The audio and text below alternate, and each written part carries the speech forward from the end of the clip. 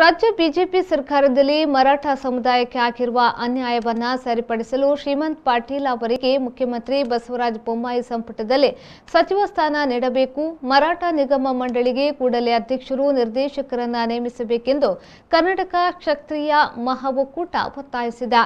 ಶ್ರೀಮಂತ ಪಾಟೀಲ್ ಅವರಿಗೆ ಸಚಿವ ಸ್ಥಾನ ನೀಡದಿದ್ದರೆ ಶಿವಾಜಿ ಜಯಂತಿಯಂದು ರಾಜ್ಯದ ಎಲ್ಲಾ ಜಿಲ್ಲೆಗಳಿಂದ ಸಮುದಾಯದ ಮುಖಂಡರು ಬೆಂಗಳೂರು ಚಲೋ ಬೃಹತ್ ಪ್ರತಿಭಟನೆ ನಡೆಸುವುದಲ್ಲದೆ ನಗರದ ಫ್ರೀಡಂ ಪಾರ್ಕ್ನಲ್ಲಿ ನಮ್ಮ ಬೇಡಿಕೆ ಈಡೇರುವ ತನಕ ತೀವ್ರ ಹೋರಾಟ ಮಾಡುವುದಾಗಿ ಎಚ್ಚರಿಕೆಯನ್ನ ನೀಡಿದ್ದಾರೆ.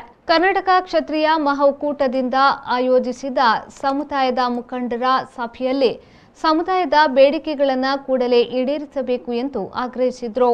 ಉಪಾಧ್ಯಕ್ಷ ಬಾಹು ಸಾಹೇಬ್, ಚಿಕ್ಕೋಡಿ ಜಿಲ್ಲಾಧ್ಯಕ್ಷ ವಿನಾಯಕ್ ದೇಸಾಯಿ, ಗದಗ ಜಿಲ್ಲಾಧ್ಯಕ್ಷರಾದ ವಿನಿತಾ ಕುಮಾರ್ ಮತ್ತು ವಿಜಯಪುರ ಜಿಲ್ಲಾಧ್ಯಕ್ಷರಾದ ರಾಹುಲ್ ಜಾಧವ್ ಮತ್ತಿತರರು ಪಾಲ್ಗೊಂಡಿದ್ದರು.